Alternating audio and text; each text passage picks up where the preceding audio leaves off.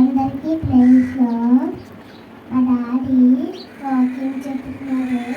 అందరూ సబ్స్క్రైబ్ని లైక్ చేసి, షేర్ చేసి, సబ్స్క్రైబ్ చేసి థ్యాంక్స్. దేవుని యొక్క వాక్యములోనికి వెళ్దాం. 2వ దినవృత్తాంతముల గ్రంథము 29వ అధ్యాయము. 2వ దినవృత్తాంతముల గ్రంథము 29వ అధ్యాయము 6వ వచనము నుండి 8 వచనాలు చదువుదాం. మన పితరులు ద్రోహులై మన దేవుడైన యెహోవా దృష్టికి చెడు నడతలు నడిచి ఆయనను విసర్జించి ఆయన నివాసమునకు పెడముఖము పెట్టుకొని దానిని అలక్ష్యము చేసిరి. మరియు వారు మండపము యొక్క ద్వారములను మూసివేసి దీపములను ఆపివేసి పరిశుద్ధ స్థలమందు ఇశ్రాయేలీలు దేవునికి ధూపము వేయకయు దహన బలులు అర్పింపకయు ఉండిరి. అందుచేత యెహోవా యూదా వారి మీదను యెరూషలేము కాపురస్తుల మీదను కోపించి మీరు కన్నులారా చూచుచున్నట్లుగాను వారిని ఆయన భీతికిని విస్మయమునకును నిందకును. చాలు, ఇక్కడ ఆగుదాం. ఇక్కడ దేవుడు మన పితరులైనటువంటి ప్రజలతో మాట్లాడుతూ ఉన్నాడు. మన పితరులకి దేవుడు ఏం చెప్పాడంటే, ఒక మందిరాన్ని కడతాను అని చెప్పగానే కట్టించాడు. ఆ మందిరములో దేవుని మందసం పెట్టి, ఆ మందిరములో దేవుడిని ఆరాధించేటువంటి పరికరాలు పెట్టి, ఆ దేశంలో ఉన్న ప్రజలందరూ కూడా వచ్చి ఆ దేశములో దేవుడిని ఆరాధించేవారు. అయితే ఈ ఆరాధన క్రమము జరుగుతూ ఉంటుండగా కొంతకాలానికి ఏమైందయ్యా అంటే ఆరాధన ఆగిపోయింది. ఆరాధన జరగడము ఆగిపోయింది. ఎందుకు ఆగిపోయింది అయ్యా అంటే ఇక్కడ చదువుతున్నాను చూడండి. మన పితరులు ద్రోహులై మన దేవుడైన యెహోవా దృష్టికి చెడు నడతలు నడిచి ఆయనను విసర్జించి ఆయన నివాసమునకు పెడముఖము పెట్టుకొని దానిని అలక్ష్యము చేసిరి. దేవుని మందిరానికి రావాల్సినటువంటి వారు, దేవుని పనిని చేయవలసినటువంటి వారు చేయవలసినటువంటి పనిని చేయలేదు. దేవుడు వారికి ఎవరెవరికి ఏ పనులు ఏ బాధ్యతలు అప్పగించారో ఆ బాధ్యతలు చేయవలసినటువంటి వారు రాకుండా, వచ్చినటువంటి వారు కూడా పని చేయకుండా చాలా నిర్లక్ష్యముగా వాళ్ళు ఉన్నారంట. దేవుని పని అంటే చాలా నిర్లక్ష్యం వహించారంట వాళ్ళు. వాటి కారణంగా ఏమంటున్నారంటే, మరియు వారు మంటపము యొక్క ద్వారమునకు మూసివేసి దీపములను ఆర్పివేసి పరిశుద్ధ స్థలమందు ఇశ్రాయేలు దేవునికి ధూపము వేయకయు దహన బలులు అర్పింపకయు ఉండిరి. దేవుడు చెప్తూనే ఉండేవాడు, దేవుని మందిరములో ధూపం వేయాలి, దీపస్తంభం మీద నిరంతరము దీపాన్ని వెలిగిస్తూనే ఉండాలి, బయట బలులు అర్పిస్తూనే ఉండాలి. అక్కడ పని చేయడానికి లేవీలైనటువంటి వారు, యాజకులైనటువంటి వారు ఉండాలి. వారి పనిని చెయ్యాలని ఆ దేవుని మందసము ఏర్పడినప్పటి నుంచి కూడా చెప్తూనే ఉన్నారు. కానీ ప్రజలు ఏం చేస్తూ ఉన్నారంటే, ఆ పని చేయవలసినటువంటి వారు పనిని చేయకుండా మానేస్తూ ఉన్నారు. పనిని మానేస్తూ ఉన్నారు. ఎవరు పని మానేస్తున్నారు? దేవుని పనిని మానేస్తూ ఉన్నారు. దేవుని పనిని చక్కగా శ్రద్ధగా ఆసక్తితో చేయవలసినటువంటి మనుషులు పనిని చేయకుండా మానేస్తూ ఉన్నారు. ధూపం వేయవలసినటువంటి వారు ధూపం వేయటం లేదు, బలులు అర్పించవలసినటువంటి వారు బలులు అర్పించటం లేదు, నైవేద్యాలు అర్పించవలసినటువంటి వారు నైవేద్యాలు అర్పించటం లేదు, పాప పరిహారార్థ బలి అర్పించవలసినటువంటి వారు పాప పరిహారార్థ బలి అర్పించటం లేదు. దానికి దేవుడు ఏమని సమాధానం ఇస్తూ ఉన్నాడంటే, అందుచేత యెహోవా యూదా వారి మీదను యెరూషలేము కాపురస్తుల మీదను కోపించి మీరు కన్నులారా చూచినట్లుగా వారిని ఆయన భయానికి, విస్మయమునకు, నిందకును ఆస్పాదముగా చేస్తాను అన్నాడు. దేవుని పనిని చేయవలసినటువంటి పనివారు ఆ పనిని చక్కగా చేయలేనప్పుడు దేవుడు తాను తీసుకున్నటువంటి నిర్ణయం ఏమిటంటే మీకేం పుట్టిస్తాడంట? అంతవరకు మీకు భయం లేదు. ఇప్పటి వరకు భయం అంటే కూడా ఏమో తెలియదు, కానీ నీవు దేవుని పనిని చేయని కారణముగా దేవుడు నీకు భయం అంటే ఏంటో చూపిస్తాడంట. భయం అంటే ఏంటో చూపిస్తాడంట. ఇంతవరకు మన జీవితాలు చాలా సాగిపోయి, చాలా సబాబుగా సాగిపోయి, సంతోషంగా సాగిపోయి, దుఃఖము లేకుండా సాగిపోయింది. అయితే నువ్వు దేవుని పనిని విస్మరించినప్పుడు, దేవుని పనిని దొంగిలించినప్పుడు, దేవుని పని విషయంలో నువ్వు వెనకడుగు వేసినప్పుడు దేవుడు తీసుకునేటువంటి నిర్ణయం చాలా కఠినమైన నిర్ణయం. మనం ఈ లోక సంబంధంగా చూస్తే ఎక్కడైనా పనికి వెళ్ళాం అనుకోండి, ఆ పనిలో నువ్వు సక్రమంగా చేయకపోతే, నువ్వు రాకపోతే, నువ్వు వెళ్ళకపోతే ఏం చేస్తాడు యజమానుడు? అయితే తీసేస్తాడు, లేకపోతే నీ జీతాన్ని కట్ చేస్తాడు. అవునా కదా? యజమానుడు అనేటువంటి వాడు నిర్ణయాన్ని తీసుకుంటాడు. మరి అలాంటిది దేవాది దేవుని సన్నిధానములో పని చేయవలసినటువంటి పనివారు దేవుని దగ్గర పని చేయకుండా నిర్లక్ష్యముగా వ్యవహరించినప్పుడు దేవుడు నిర్ణయాన్ని తీసుకుంటాడు. కఠినమైన నిర్ణయాన్ని తీసుకుంటాడు. ఏమైంది చూడండి, 11వ వచనం.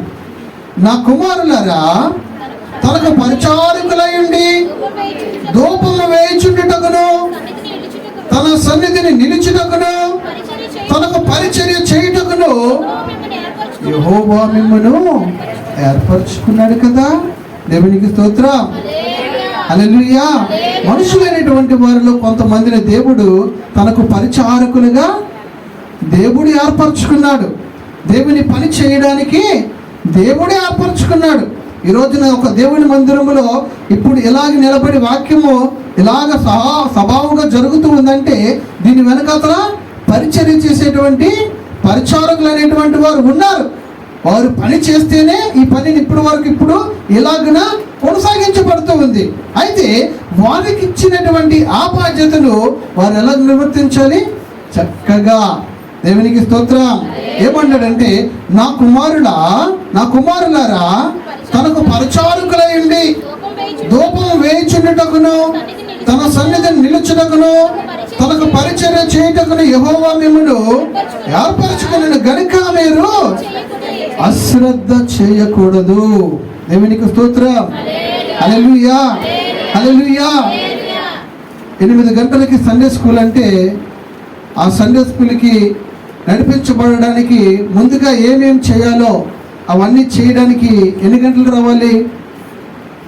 ఒక పనిని పలానా టైం అన్నప్పుడు అదే టైంకి వచ్చామనుకోండి, పని జరుగుతుందా? జరగదు. ఎప్పుడు రావాలి? ఆ పని కంటే ముందుగా రావాలి. దేవునికి స్తోత్రం. హల్లెలూయా. 8 గంటలకు పని ప్రారంభమవుతుంది అన్నప్పుడు నువ్వు 8 గంటలకే వస్తే నువ్వు శ్రద్ధ కలిగిన వ్యక్తివా? లేదు. దేవుని పని విషయమే, అయ్యో నేనేం పని చేయాలి, నేను పని చేస్తే దేవుని పని ప్రారంభమవుతుంది కదా అనేటువంటి శ్రద్ధ మనుషులలో ఉండాలి. దేవునికి స్తోత్రం. హల్లెలూయా, హల్లెలూయా. ఈ రోజున దేవుని పనివారుగా, పరిచారకులుగా, లేవీలుగా దేవుడు మనుషులైనటువంటి వారిని ఏర్పరచుకున్నప్పుడు వారికి బాధ్యత అనేది, శ్రద్ధ అనేది ఉండాలి దేవుని పట్ల. దేవునికి స్తోత్రం. ఇది ఇప్పుడు ఎలా ఉంటుందంటే, మొదటిలో వచ్చేటప్పుడు చక్కగా అనుకున్న సమయానికంటే త్వరగా వచ్చి పని చేస్తారు. పని అలాగే దినాలు గడిచే కొద్ది, సంవత్సరాలు గడిచే కొద్ది ఏమవుతుంది? పిల్లలు అలాగే చేస్తూ ఉన్నారు.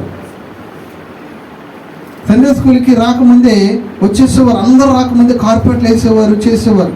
కానీ అలాగే దినాలు గడిచి దేవుడు వారికి తలాంతలు ఇచ్చి వాడుకుంటున్న తర్వాత వాళ్ళు చేస్తున్న పని ఏంటంటే అనుకున్న సమయం కంటే ఇంకా లేటుగా వస్తూ ఉన్నారు.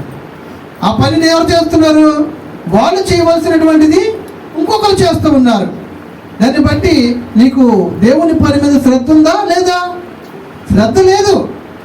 శ్రద్ధ ఉన్నటువంటి వ్యక్తివి నువ్వు దేవుని పని నిమిత్తము నువ్వు మొదటి నుంచి ఏ సమయాన్ని అయితే ఎన్నుకొని ఏర్పరచుకొని ఈ సమయానికి వచ్చి నేను దేవుని పని చేయాలి అని నిర్ణయించుకున్నావో ఆ సమయానికే నువ్వు ఎంత ఎదిగిపోయినా ఏ స్థానానికి వెళ్ళిపోయినా నువ్వు ఆ సమయాన్ని మాత్రము నువ్వు మర్చిపోకూడదు. దేవునికి స్తోత్రం. శ్రద్ధ గల వారు అలా చేస్తారు. ఇక్కడ దేవుని ప్రజలైనటువంటి వారు, లేవీలైనటువంటి వారు, పనిచేసేటువంటి వారు అందరూ కూడా ఏంటంటే వారికి శ్రద్ధ లేదు. దేవుడు అంటూ ఉన్నాడు శ్రద్ధ లేదు. ఇంకేమంటాడు 16వ వచనంలో, పవిత్రపరచుటకై యాజకులు యెహోవా మందిరము లోపల భాగమునకు పోయి యెహోవా మందిరములో తమకు కనబడిన తీసుకొని రాగా. చాలు. ఇక్కడ ఆ దేవుడు ఏం చేస్తాడంటే వీళ్ళకి, ఇదిగో వీరు నేను చెప్పిన మాటను వినటం లేదు కాబట్టి నేను వీరిని ఏం చేస్తున్నాను, శిక్షిస్తానని చెప్పాడు.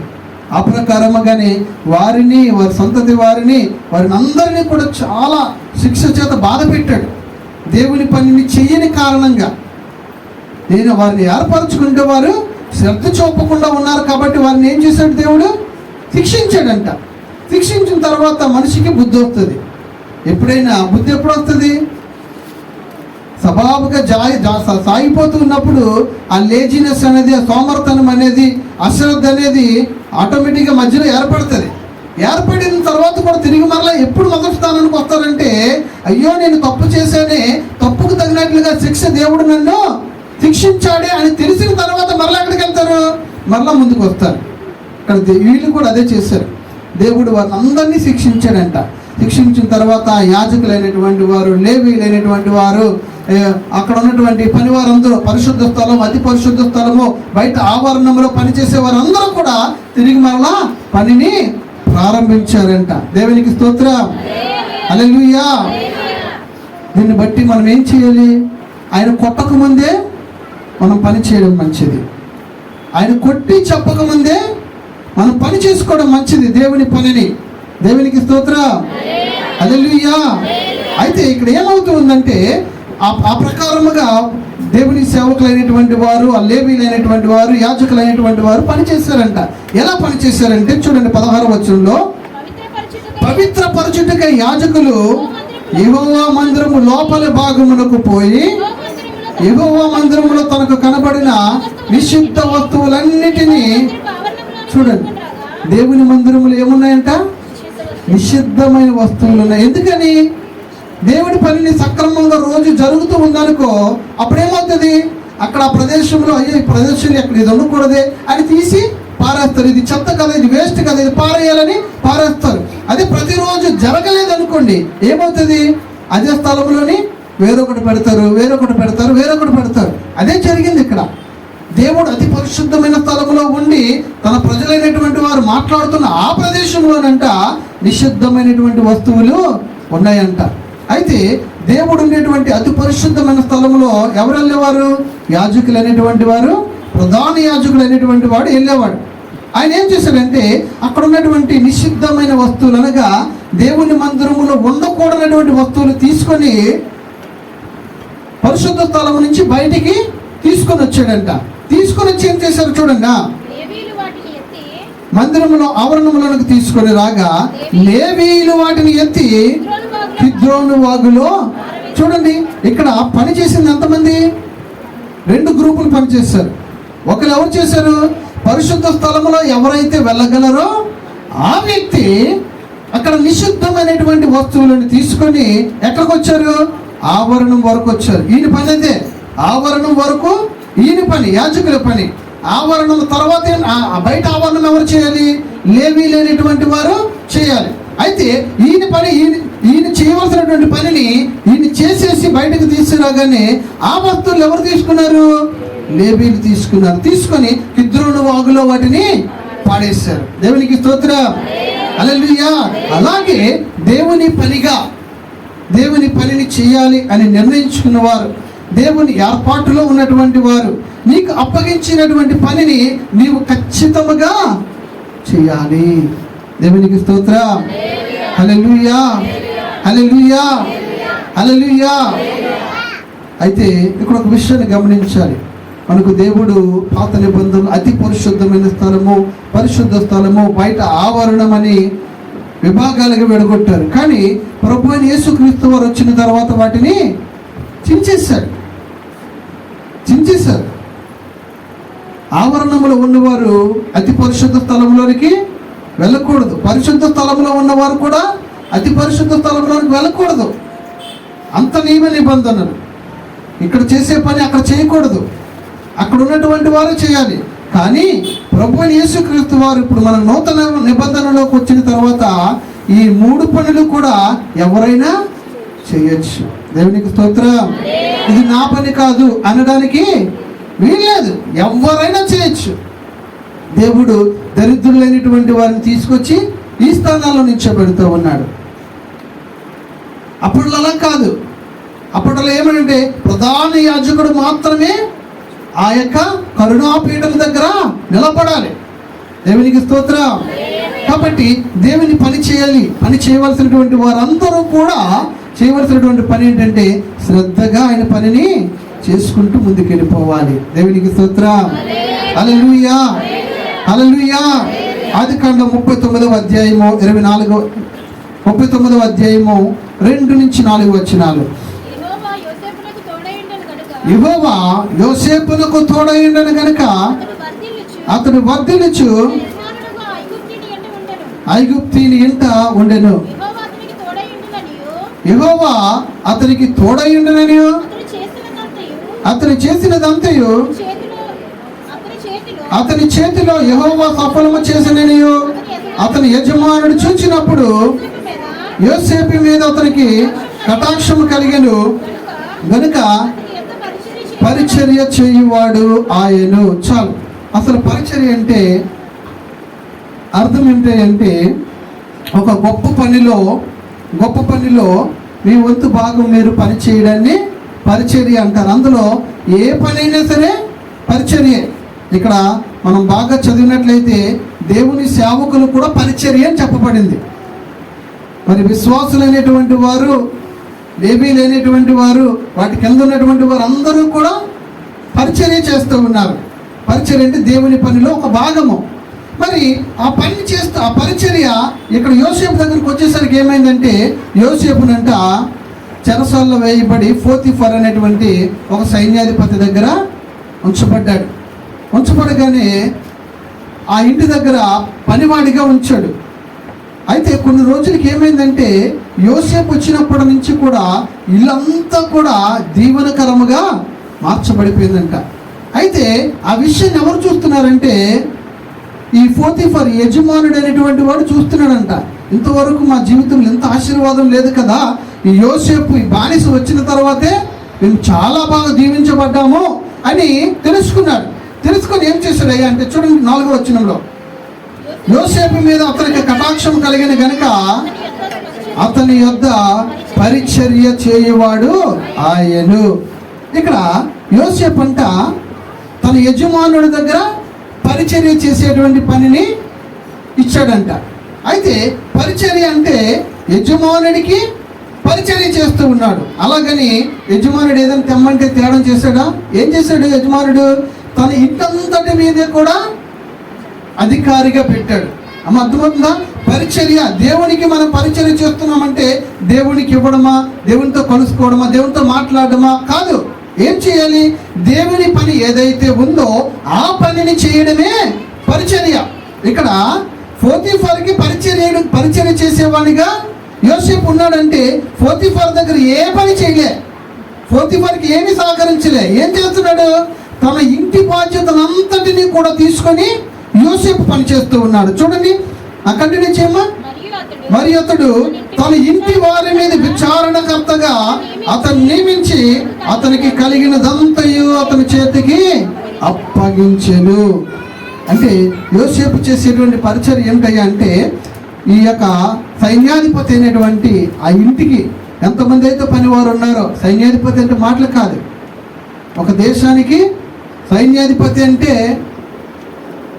అతనికి ఎంత పెద్ద బిల్డింగ్ ఉంటుందో, ఎంతమంది పని వాళ్ళు ఉంటారో, ఎంత పని ఉంటుందో, వాళ్ళందరితో కూడా పని చేయించేటువంటి బాధ్యత కలిగిన వాడు.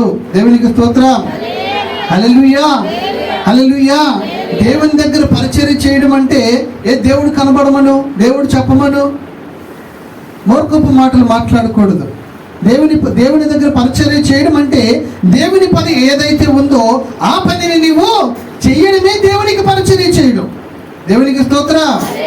హల్లెలూయా, హల్లెలూయా. ఇంకొచ్చి నేను ముందుకెళ్తూ ఉన్నాను. మొదటి సమూయేలు గ్రంథం 3వ అధ్యాయము 1-4 వచనాలు.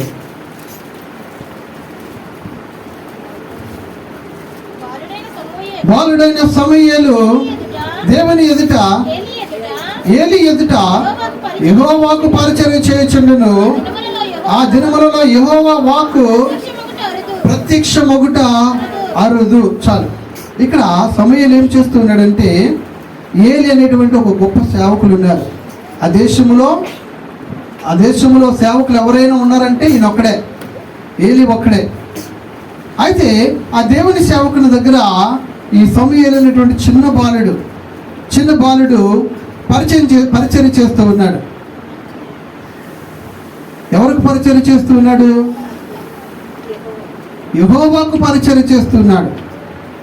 ఏలి ఎదుట యెహోవాకు పరిచర్య చేస్తూ ఉన్నాడు. దేవుని పనిని ఆ దేవుని మందిరంలో ఏది చక్కబెట్టాలి, ఏది పెట్టాలి, ఎక్కడ ఉంచాలి, ఏది తేవాలి అన్నీ కూడా ఆ సమూయేలు అనేటువంటి వాడు చేస్తూ ఉన్నాడు. ఆ దినములలో యెహోవా వాక్కు ప్రత్యక్షమగుట అరుదు. దేవుడు మాట్లాడడం మానేసాడంట అక్కడ. అర్థమవుతుందా? పరిచర్య చేయడానికి వచ్చేటువంటి వ్యక్తి ఎవరైనా దేవుని మందిరంలో ఇదిగో నేను ఈ పని చేయాలనుకునేటువంటి వ్యక్తి ఏం చూడకూడదో తెలుసా? దేవుడు ఇక్కడ ఉన్నాడా లేడా? దేవుడు ఇక్కడ మాట్లాడుతున్నాడా లేదా? సమూయేలు చూశాడా? దేవుడు అసలు మాట్లాడలేదంట ఆ దినాల్లో. అలాంటప్పుడు ఎవరు చేస్తున్నారు? సమూయేలు పరిచర్య చేస్తూ ఉన్నాడు. ఎక్కడైనా ఏదైనా పని చేస్తే మనం ఏమనుకోవాలి? ఏదైనా మేలు దొరికితే అక్కడ పని చేస్తే బాగుంటుంది అనుకుంటాం. కానీ దేవుని పని అనే విషయంలో నువ్వు ఏది చూడకూడదు. అర్థమవుతుందా? సమూయేలు అదేం చూడలే. అలమ్మ అయితే నిర్దాక్షిణంగా పాలు విడిచిపెట్టాడు అనగా వదిలేసినప్పటి నుంచి ఆ బాలుడు కూడా ఏం చేస్తున్నాడు? అసలు ఇక్కడ దేవుడే లేదు కదా. దేవుడు మాట్లాడుతున్నాడు అక్కడ? లేడు. అసలు దేవుడే లేడు. కానీ దేవుడు అనేటువంటి వాడు ఎవరో తెలుసు, పరిచయం చేశాడు. కానీ మాట్లాడతాడని కూడా తెలియదు ఈ సమూయేలుకి. అలాంటప్పుడు కూడా ఈయన ఏం చేస్తున్నాడు? పరిచర్య చేస్తూ ఉన్నాడు. దేవునికి స్తోత్రం. దేవుని పరిచర్య అనేది దేవుని పని అనేది ఏదో ఆశించి ఎవరో మాట్లాడతారేమో, ఏదో గొప్ప చేస్తారేమో, ఏదో నన్ను ప్రైజ్ చేస్తారేమో అనే ఉద్దేశంతో ఎప్పుడు కూడా పరిచర్య చేయకూడదు. దేవునికి స్తోత్రం. హల్లెలూయా. అంతేకాదు ఇక్కడ చూడండి, ప్రత్యక్షంగా ఆ తర్వాత యెహోవా వాక్కు ప్రత్యక్షం ఒకటి అరుదు. ప్రత్యక్షము తరచుగా తటస్థించలేదు. ఆ కాలమంది ఏలే కన్నులు మంద దృష్టి గలవాడే అతడు చూడక పండుకొని ఉండెను. అక్కడ ఉన్నటువంటి దేవుని సేవకుడు కూడా ఎలా ఉన్నాడు? కళ్ళు సమంగా కనబడవంట, దేవుని ఆరాధించేవాడు కాదంట, వాళ్ళ కొడుకులకి కూడా దేవుని వాక్యాన్ని బోధించేవాడు కాదంట. అక్కడ ఎన్ని పరిస్థితులు సమూయేలు చూసినప్పటికీ కూడా ఈయన పరిచర్య చేయడం మాత్రము ఆపలేదు. ఎవరికి చేస్తున్నాడు ఈయన? ఏలిక కాదు, దేవునికి చేస్తున్నాడు. అక్కడ ఉన్నటువంటి పరిస్థితులు ఎంత క్లియర్గా కనబడుతున్నాయి. అసలు ఈయన దేవుని సేవకుడైనా అనుకునే విధంగా కనబడుతున్నాయి. అసలు దేవుడు సేవ చేస్తున్నాడా అనుకునే విధంగా కనబడుతున్నాయి. కానీ సమూయేలు అక్కడ ఉన్నటువంటి దేవుని మందిరములో చక్కగా పని చేసుకుంటూ పోతూ ఉన్నాడు. దేవునికి స్తోత్రం. హల్లెలూయా. దేవుని పని చేసేటువంటి వారు ఏదో వస్తుంది, ఏదో చూస్తున్నారు, ఎవరో మాట్లాడతారు, ఎవరో ఉంటే నేను చేస్తాను అనే విధముగా ఎప్పుడు దేవుని పరిచర్య చేయకూడదు. దానివల్ల మనకి ఏ మేలు కూడా జరగదు. దేవుడి నుంచి ఏ మేలు పొందలేము మనం. దేవునికి స్తోత్రం. హల్లెలూయా. ద్వితీయోపదేశ ఖండము 17వ అధ్యాయము 12-13 వచనాలు. ద్వితీయోపదేశ ఖండం 17వ అధ్యాయము 12-13 వచనములు. మరియు ఎవడైనడు మూర్ఖించి అక్కడ నీ దేవుడైన యెహోవాకు పరిచర్య చేయుటకు నిలిచి యాజకుని మాటనే గాని న్యాయాధిపతి మాటనే గాని విననల్లని ఎడల వాడు చావవలెను. ఇంకొకరు చదవండి. మరియు ఎవడైనను మూర్ఖించి అక్కడ నీ దేవుడైన యెహోవాకు పరిచర్య చేయుటకు నిలిచి యాజకుని మాటనే గాని న్యాయాధిపతి యొక్క మాటనే గాని విననొల్లని ఎడల. దేవుడు ఎంత కఠినమైన మాట మాట్లాడాడో. దేవుని సేవకులైనటువంటి వారు, పరిచర్య చేయడానికి వచ్చినటువంటి వారు, ఇదిగో మీరు ఈ పని చేయండి అని పని చేయడానికి వచ్చేటువంటి వారికి ఆ బాధ్యతలు అప్పగించినప్పుడు అది తీసుకోకుండా మూర్ఖించి ఇది పని చేయను అని వెళ్ళిపోయినటువంటి వారిని గురించి దేవుడు ఏమన్నాడు తెలుసా? వారు చనిపోతారన్నాడు. ఎంతో కఠినమైన మాట. అయితే దేవుడు ఇంత కఠినమైన మాట వాడాడంటే దాని వెనకతలు ఏదో ఒక మూల కారణం ఉండకుండా మానదు. పని చేయనడానికి చంపేస్తాడా? అమ్మ అర్థమవుతుందా? పని చేయనడానికి చంపేస్తాను అన్నాడంటే దాని వెనకతలు ఏ కారణం లేకుండా అంత కఠినమైన మాట దేవుడు మాట్లాడు. ఎందుకు ఆ మాట మాట్లాడాడయ్యా అంటే కంటిన్యూగా చూడండి. అట్లా చెడుతనం ఇశ్రాయేలు నుండి పరిహరింపవలెను. అప్పుడు జనులందరూ విని భయపడి మూర్ఖ ప్రవర్తన విడిచిపెడతారు. ఒక్కరిని కానీ అలా చేస్తే మిగిలిన వారందరూ కూడా సెట్ అవుతారు. దేవుడి ఉద్దేశం అది. చెప్పిన మాట వినకుండా పరిచర్య చేయలేదనే ఉద్దేశంతో చంపేయడమైన ఉద్దేశమే కాదు. అలాగే ఎందుకు చేయాలి అంటున్నాడంటే ఒక్కరికి కానీ బుద్ధి వచ్చింది అనుకోండి, మిగిలిన వాళ్ళందరూ ఏమవుతారు? సెట్ అయిపోతారు. బాబాయ్ ఈ పని చెప్పారు, నేను చేయాలి, చేయకపోతే ఒక వ్యక్తికి ఇలాగ అయింది కాబట్టి మరి నా పరిస్థితి అలాగే అవుతుందనేటువంటి భయాన్ని మనుషులందరిలో కలుగు చేయాలనే ఉద్దేశంతోనే దేవుడు అంత కఠినముగా వారి పట్ల ప్రవర్తించాడు. దేవునికి స్తోత్రం. హల్లెలూయా, హల్లెలూయా. ఎందుకంటే మనిషి ఎలా అంటాడంటే ఒకరికి దెబ్బ తగిలితేనే కానీ అమ్మో నేను అక్కడికి వెళ్తే నాకు తగులుతుంది అని భయపడుతుంది. దేవునికి స్తోత్రం. హల్లెలూయా, హల్లెలూయా. మొదటి సమూయేలు గ్రంథం 2వ అధ్యాయము 11-12 వచనాలు. తర్వాత ఎల్కానా రామాలోని తన ఇంటికి వెళ్ళిపోయాను. అయితే ఆ బాలుడు యాజకుడైన ఏలి ఎదుట యెహోవాకు పరిచర్య చేయుచుండెను. దేవునికి స్తోత్రం. సమూయేలు దేవునికే పరిచర్య చేస్తూ ఉన్నాడు. దేవుని సేవకుడు ఉంటుండగా ఆ పరిచర్య అంతా కూడా జరిగిస్తూ ఉన్నాడు. అయితే దేవుని పరిచర్య చేయడం, దేవుని సేవ చేయడం ఏ వయసు నుంచి చేయాలి? ఏ వయసు నుంచి చేయాలి? ఇక్కడ ఏమని రాయబడి ఉంది? బాలుడైన సమూయేలు. ఏ వయసు నుంచి నేర్పించాలి మనకి? మన పిల్లలకి ఏ వయసు నుంచి నేర్పించాలి? బాలులు ఇంకా చిన్నపిల్లలు. ఇంకా పాలు అక్కడ రాయబడి ఉంది కదా ముందున, పాలు తాగేసిన తర్వాత పాలు తాగడం మానేసిన తర్వాత విడిచిపెట్టేశాడు. ఆ వయసు నుంచి ఈయన ఏం చేస్తూ ఉన్నాడు? దేవుని పరిచర్య చేస్తూ ఉన్నాడు. దేవునికి స్తోత్రం. హల్లెలూయా. ఏ వయసు నుంచి చేయాలి మనము? మన బిడ్డలకు ఏ వయసు నుంచి నేర్పించాలి? అమ్మ చిన్నోడమ్మా అంటమ్మా, చిన్నోడు ఆడేం చేస్తాడు? అక్కడ కుర్చీనికి గుడ్డ పెట్టేలా కూడా చూడొచ్చు. నువ్వు ఆ బాక్స్లు ఎత్తాల్సిన పని లేదు. ఎవరు చేయవలసినటువంటి పని, ఏ వయసు వారు చేయవలసినటువంటి పని ఆ వయసు వారు చేయొచ్చు. ఇప్పుడు బాలుడు చేశాడంటే ఈయన ఏమైనా గొప్ప గొప్ప పనులు చేశాడు సమూయేలు కాదు. బాలుడు తగ్గట్టుగా పనిని అక్కడ చేశాడు. దేవునికి స్తోత్రం. కాబట్టి మనము కూడా మన బిడ్డలైనటువంటి వారికి దేవుని పరిచర్య చేయడం మనము నేర్పించాలి.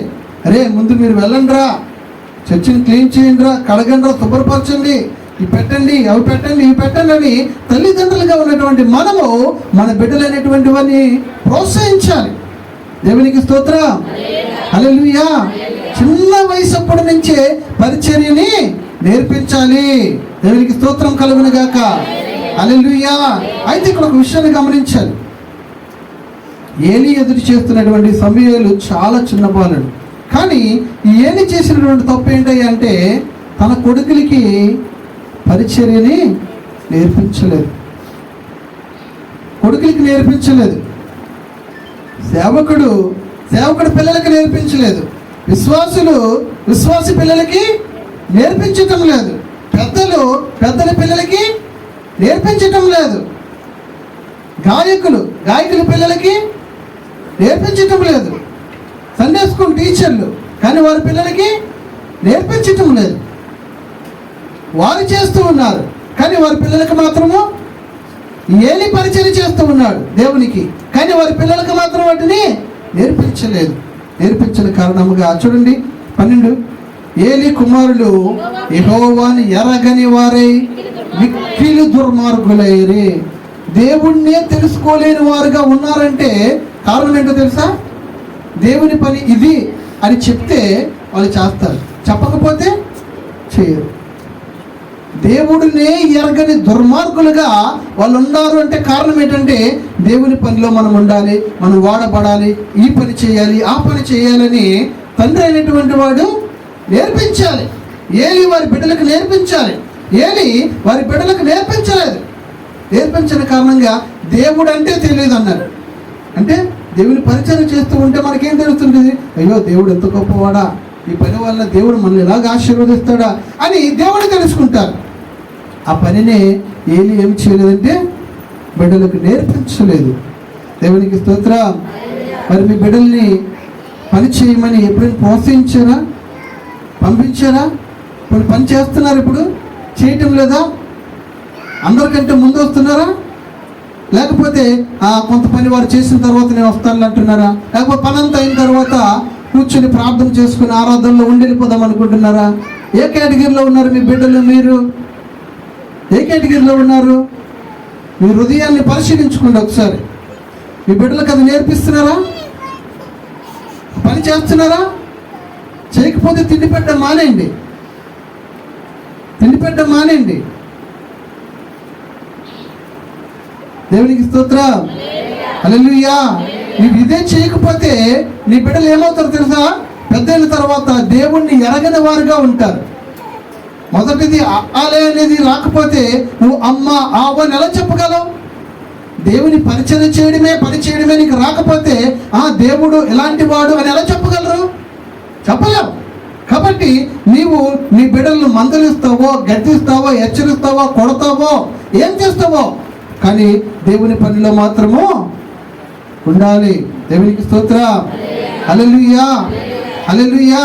అలాగ చెప్పని కారణముగానే వాళ్ళ కొడుకులిద్దరూ కూడా ఎందుకు పనికిరాని వారిగా, దేవుడి దృష్టిలో బహు భయంకరమైన పాపం చేసిన వారుగా వారు ఉన్నారు. దేవుడు భయం లేదు, దేవుడినే తెలుసుకోలేని వారుగా ఉన్నారు. యెహోవా నామం అనేది తెలియదు వాళ్ళకి, అలా తయారైపోయారు. దేవునికి స్తోత్రం. హల్లెలూయా, హల్లెలూయా. అపోస్తుల కార్యములు 6వ అధ్యాయం 1వ వచనము. అపోస్తుల కార్యములు 6వ అధ్యాయం 1వ వచనం.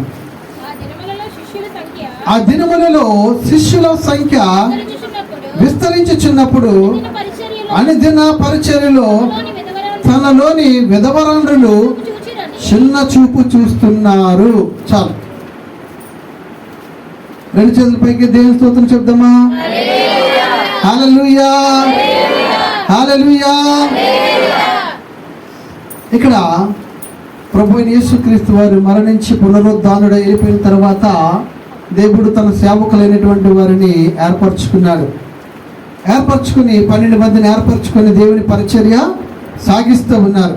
ఆ సాగిస్తున్నటువంటి దినాల్లో వాళ్ళు ఏం చేశారంటే దేవునికి శిష్యులుగా, దేవుని సేవకులుగా, పరిచారకులుగా అనేక మందిని దేవుని వాక్యము చెప్పి నిజమైన దేవుని మార్గం వైపునకు నడిపిస్తూ ఉన్నారు.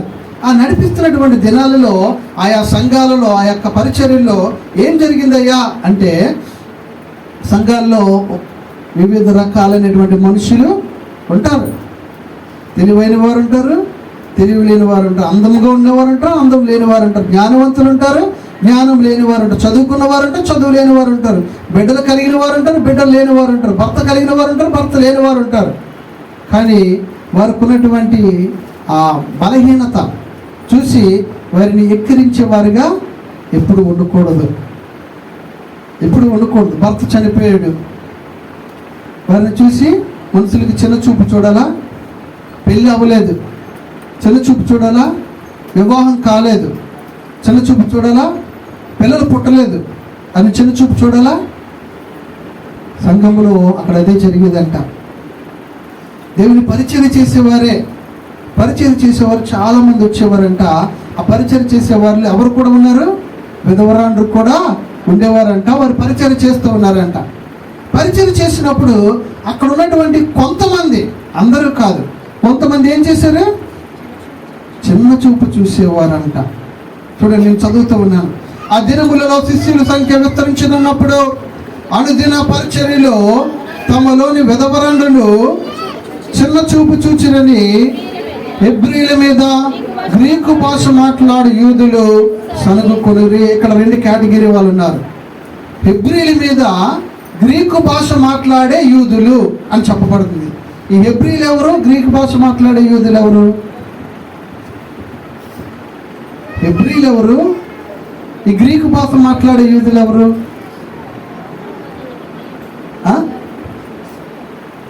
చెప్పండి, గట్టిగా చెప్పండి. దేవుని ప్రజలు. మరి యూదులు అదే అంట. అయితే ఇక్కడ చూడండి, నేను చదువుతూ ఉన్నాను. చిన్న చూపు చూస్తున్నారని హెబ్రీల మీద గ్రీకు భాష మాట్లాడు యూదులు సనుగుకొనిరి. అప్పట్లో దేవుని యేసుక్రీస్తు వారు మరణించిన తర్వాత శిష్యులైనటువంటి వారు దేవుని పరిచర్యలు చేస్తూ ఉండేవారు. అయితే వీరందరూ హెబ్రీలని మనకందరికీ బాగా తెలుసు. అందరూ హెబ్రీలే. ఇశ్రాయేలు ప్రజలందరూ హెబ్రీలని అంటాము, ఇశ్రాయేల్ అంటాము. అయితే అందులో 12 గోత్రాల వారుగా 12 మంది విడగొట్టబడ్డారు. అందులో చాలా కఠినమైనటువంటి వారు ఎవరున్నారంటే యూదులు. అంటే 12 గోత్రాలు: రూబేను, షిమియోను, యోదా, జబూలును, ఇష్మాకారు, దాను, గాదు, ఆషేరు, నఫ్తాలి, ఎఫ్రాయిము, మనష్షే, బెన్యామిన్. ఇలాగా 12 గోత్రాల వారు ఇశ్రాయేలు దేశం అంతా చుట్టుముట్టారు. కానీ అందులో యేసుక్రీస్తు దేవుడు అని యేసుక్రీస్తు వారి యొక్క శిష్యులు చెప్తే ఒక ఎత్తుని ఎగిరేటువంటి వారు ఎవరైనా ఉన్నారంటే యోదా గోత్రానికి చెందినటువంటి ప్రజలు. అయితే అందులోనే వాళ్ళు ఏం చేశారు? కొంతవరకు దేవుడిని కొంతమంది తెలుసుకున్నారు, కొంతమంది తెలుసుకోలేకపోయారు. మిగిలిన 11 గోత్రాల్లో వారు చాలా వరకు ప్రభువుని యేసే దేవుడని అంగీకరించారు. అయితే ఆ పరిచర్య చేస్తున్నటువంటి దినాలలో ఈ యొక్క గ్రీకు భాష మాట్లాడేటువంటి యూదులు ఏం చూసారయ్యా అంటే, ఆ పరిచర్య చేస్తున్నటువంటి సందర్భాల్లో భర్త లేనటువంటి వారిని చాలా చిన్న చూపు చూసేవారంట, చాలా చునకనగా చూసేవారంట. ఇప్పుడు మనం బైబిల్ చూస్తాం, ఇశ్రాయేలు ప్రజలు గొర్రెలు కాచుకునేవారు. అదే గొర్రెలు కాచుకునేవారు వేరే దేశానికి వెళ్ళారు అనుకోండి, అసహించుకుంటారంట. మీరు ఏ పని చేస్తున్నారంటే గొర్రెలు కాచుకున్నారంటే ఆమెను దూరాన్ని పెడతారంట.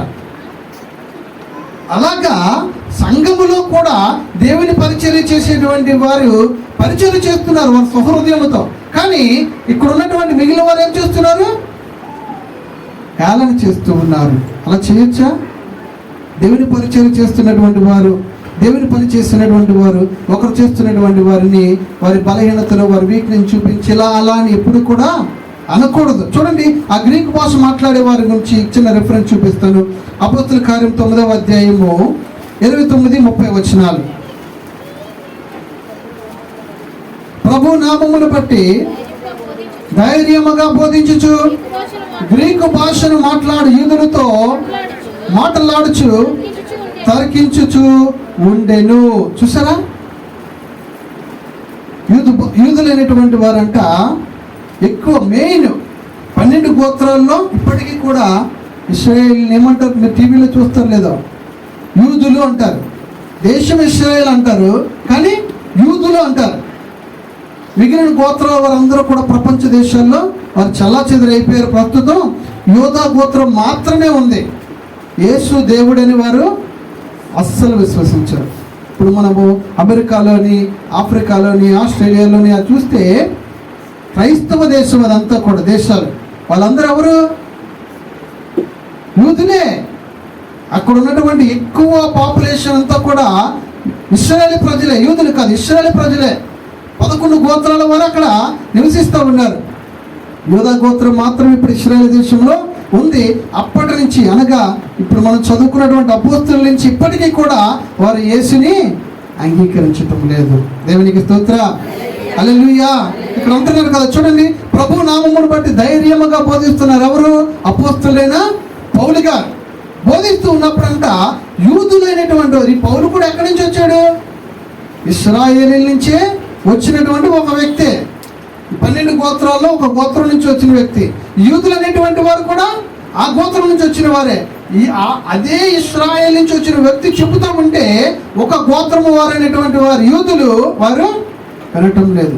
వారు గ్రీకు భాష మాట్లాడేటువంటి యూదులు అంట. దేవునికి స్తోత్రం. వారికి ఎంత చెప్పినా వినేవారు కాదంట. అయితే వీళ్ళే ఏం చూశారంటే సంఘంలో జరుగుతున్నటువంటి సిచ్యువేషన్ చూశారు. పరిచర్య చేయడానికి వచ్చేటువంటి వారు, వారి పట్ల ఆ పైన ఉన్నటువంటి వారు, వాటి తోటి సహోదరులు ఎలా ప్రవర్తిస్తున్నారో చూసి చెప్తున్నారు. ఇదిగో మీరు దేవునికి పరిచర్య చేసేవారు అంటున్నారు కదా, దేవుని పని అంటున్నారు కదా, యేసు దగ్గర పనిచేస్తున్నారు అంటున్నారు కదా, మరి విధవరాలు అనేటువంటి వారిని ఎందుకు చిన్న చూపు చూస్తున్నారు అని ఈ గ్రీకు భాష మాట్లాడే యూదులు ప్రశ్నిస్తూ ఉన్నారు. దేవునికి స్తోత్రం. హల్లెలూయా. అంతే కదా, మరి అలా చేయకూడదు కదా. దేవుని పనిని ఒకరు చేయడానికి వచ్చినప్పుడు వారికి మనం నేర్పించే వారికి ఉండాలి. ఒకరు వారికి రాకపోయినా వారు పని చేసినప్పుడు వారిని మనము ప్రోత్సహించి నేర్పించాలి తప్ప వారిని ఏళన చేసి అవమానపరిచి తోలివేసే వారికి ఎప్పుడు కూడా ఉండకూడదు. దేవునికి స్తోత్రం. హల్లెలూయా. మొదటి తిమోతి రాసిన పత్రిక 3వ అధ్యాయము, మొదటి తిమోతి రాసిన పత్రిక 3వ అధ్యాయము 11వ వచనం. అటువలే పరిచర్య చేసే స్త్రీలను మాన్యులై, కొండెములు చెప్పని వారును, మితానుభావము గలవారును. అది పరిచర్య చేసేటువంటి వారు, వారికి ఉండవలసినటువంటి మంచి లక్షణం. ఏం చేయకూడదు? కొండలు చెప్పకూడదు. ఉదాహరణకి ఏదైనా పని ఉందని ఒక 5 రమ్మన్నాం అనుకుందాం. పని స్టార్ట్ చేయలే, కూర్చుని ఏం చెప్తారు? ఎందుకు? బుధవారం స్త్రీల కూటమి అవుతుంది అనుకోండి, పాస్టర్ గారు లేరు, నడిపించేవారు లేరు, కూర్చుని ఏం చేసుకుంటారు? వచ్చిన దారిలోని అలాగక్క, వచ్చిన దారిలోని ఇలాగక్క, ఇంటి దగ్గర ఉన్నప్పుడు వాళ్ళు ఎలాగక్క, ఎలాగమ్మా, ఎలా చెల్లి, అవునా కదా? దేవుని పరిచర్య చేయడానికి వచ్చినటువంటి మనము, ముఖ్యంగా స్త్రీలైనటువంటి వారు ఏం చేయకూడదు? కొండెములు చెప్పుకోకూడదు, మాన్యులై ఉండాలి. సమస్తము కూడా, అన్ని పనులు కూడా చేయగలిగినటువంటి వారే ఉండాలి. దేవునికి స్తోత్రం. హల్లెలూయా. ఏమన్నాడు చూడండి, అన్ని విషయంలో నమ్మకమైన వారే కూడా వారు ఉండాలి. ఒక పనిని నీకు అప్పచెప్పి వెళ్ళిపోయింది అనుకోండి, వారు ఏం చేయాలి? ఆ పనిని సక్రమంగా పూర్తి చేయాలి. కానీ ఏం చేస్తారు? అది కొంత పని చేసి వేరే ఇంటి దగ్గర ఫోన్ వచ్చింది, వెళ్ళిపోయానండి. ఎలా ఉంటుంది? నమ్మకస్తులు అలా చేస్తారా? ఎప్పుడు అలా చేయరు. నీకు నమ్మకంగా ఒక పని అప్పగించినప్పుడు, ఇక్కడ కొంతమంది పిల్లలు ఉన్నారు, ఒక పని చెప్పామనుకోండి చేయరు, ఇంకో పని చేస్తారు. ఒక పనికి ఇంకొక 2 పనులు మనకి అప్పచెప్తారన్నమాట. నమ్మకంగా పని చేయాలి. నీకు అప్పగించినప్పుడు పనిని, అది చిన్న పని అయినా సరే. ఎందుకు కిందటి వారమే ఈ బాటిల్ ఇక్కడ వదిలేసారు, బాటిల్ పెట్టారు అన్నాను. కాదు, పాంప్లెట్స్ ఎప్పుడో మనకు వచ్చాయి, మీటింగ్స్ అని. ఇవి వెళ్ళేటప్పుడు పారేట్ టైం అయిపోయింది అన్న. తర్వాత వచ్చారు కొన్ని 4 రోజుల తర్వాత ఎప్పుడో, అవి అక్కడే ఉన్నాయి. అరే ఏదో పారలేదంటే చిన్న పనే, ఆ మాట చిన్నదే.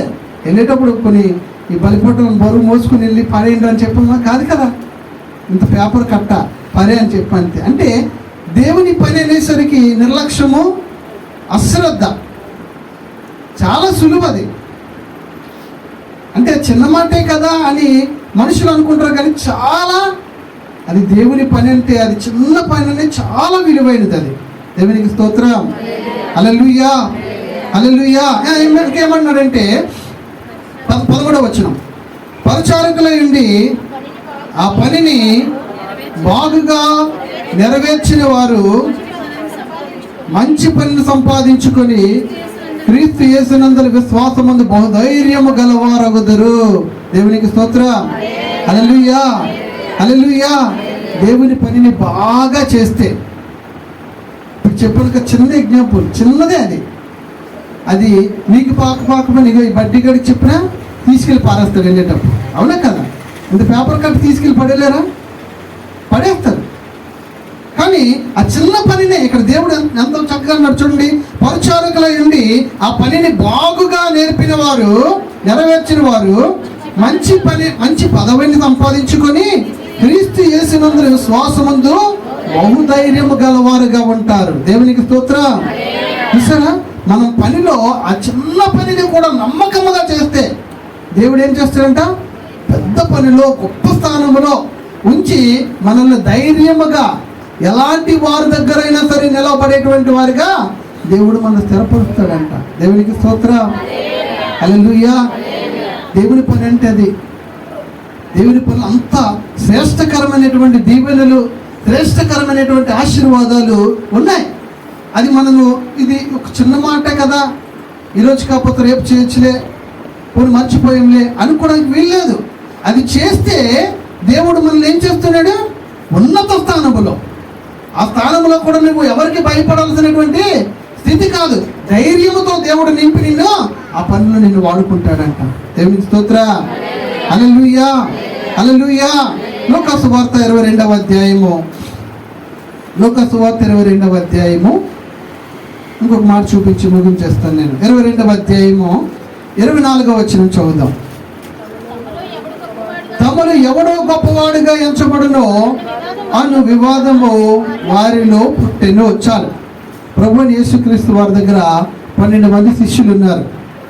అయితే 12 మంది శిష్యుల ద్వారా దేవుడు చాలా గొప్ప గొప్ప కార్యాలు జరిగించుకున్నాడు. వాళ్ళు సువార్తను పంపించేటప్పుడంట దెయ్యాలు వెళ్ళగొట్టాడంట, రోగులు స్వస్థపరిచారంట, ఎన్నెన్నో కార్యాలు వారు చేశారంట. అది కాకుండా యేసుక్రీస్తు వారు చేసే అద్భుతాలు కూడా మీరు దగ్గరుండి చూశారు. అయితే వాళ్ళకి వచ్చినటువంటి తలాంతును బట్టి, వారికి ఉన్నటువంటి గొప్పతనాలను బట్టి, వారి కీర్తిని బట్టి వాళ్ళు మాట్లాడుకున్నారంట, అరే మనం ఉన్నాం కదా, మళ్ళీ ఎవరు గొప్పలు అనుకున్నారంట. ఎవరు గొప్పలు? నువ్వు గొప్ప, నువ్వు గొప్ప, నువ్వు గొప్ప అనుకుంటూ మాట్లాడుకుంటూ ఉన్నారంట. అనుకుంటే 26వ వచనం, మీరైతే అలాగుండకూడదు, మీలో గొప్పవాడు చిన్నవాడి వలె ఉండాలి. దేవునికి స్తోత్రం. నువ్వు గొప్పోడు అని పిలవబడాలి అంటే నువ్వు ఎలా ఉండాలి? చిన్నపిల్లడు వలె ఉండాలి. చిన్నపిల్లడు వలె ఉండాలి. ఇది చిన్నపిల్లడు ఏం చేస్తాడు? ఇదిగో అక్కడికి వెళ్ళాలి, వాటర్ బాటిల్ అంటే తెస్తాడు. పెద్దోడు ఆ కుర్చీలో కూర్చొని ఈ బాటిల్ తీసిరంటే వాళ్ళు ఏం చేస్తారు?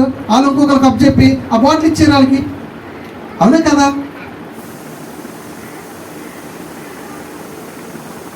చిన్నపిల్లలు చేసే పని ఏంటి? చెప్పిన వెంటనే ఆ పని చేస్తాడు.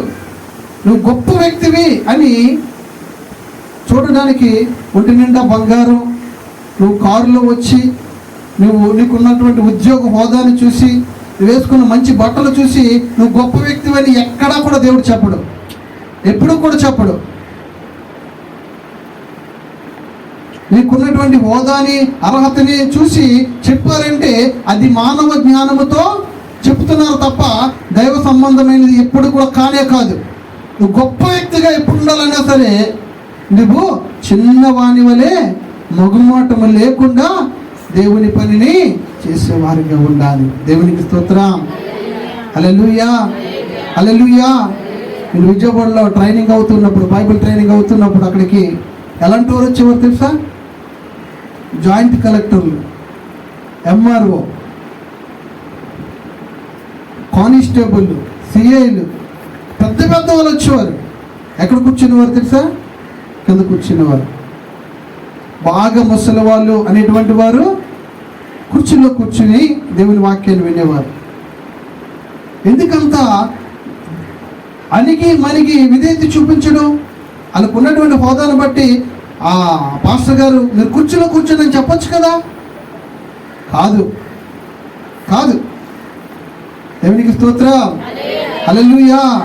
మీరు గొప్పవారిగా పిలవబడాలంటే మీరు పసిపిల్లల వలె ఉండాలి, అలాగే ప్రవర్తించాలి.